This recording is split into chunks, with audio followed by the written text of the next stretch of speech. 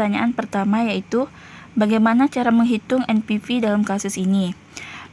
Sebelum kita menghitung NPV dalam kasus ini, kita harus mengetahui rumus NPV sebagai berikut, yaitu NPV sama dengan sigma CF T dibagi 1 tambah R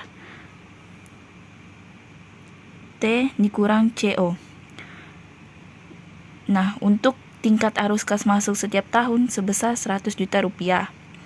Dan dalam 6 tahun perkiraan masuk adalah sebagai berikut. Ini tinggal kita jabarkan dari tahun pertama sampai tahun ke-6, arus kas masuknya 100 juta.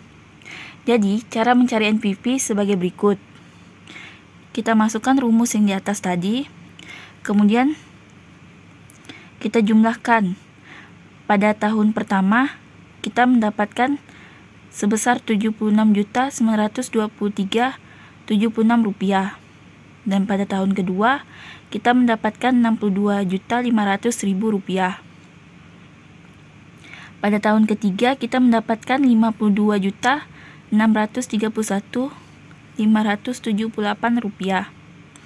Pada tahun keempat, yaitu mendapatkan senilai sebesar 45.454.545 rupiah. Dan pada tahun kelima sebesar 40 juta rupiah.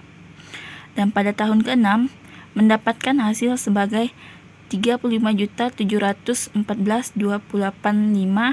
rupiah. Kemudian hasil semua ini kita kurangkan dengan biaya investasi awal sebesar 256 juta rupiah. Kemudian kita mendapatkan hasil sebagai 57.223.484 rupiah. Nah, soal nomor 3 yaitu bagaimana perhitungan NPV dengan tingkat bunga 30%. Dari NPV sebagai berikut ini, kita sudah mendapatkan tingkat bunganya sebagai berikut ya. Ini adalah 30%, kita ubahkan ke desimal yaitu 0,30. Jadi tinggal kita tambahkan dan dari setiap tahunnya. Jadi hasilnya yaitu 57.223.484 rupiah. 4. Apakah NPV positif atau negatif? Dari pencarian kita tadi sebagai berikut, NPV yang kita hasilkan yaitu negatif karena perkiraan menghasilkan kerugian.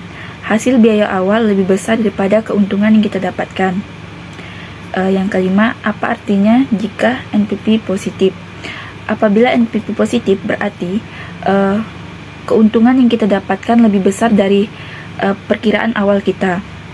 Dan nomor 6, apakah ada risiko yang perlu dipertimbangkan dalam studi kelayakan ini?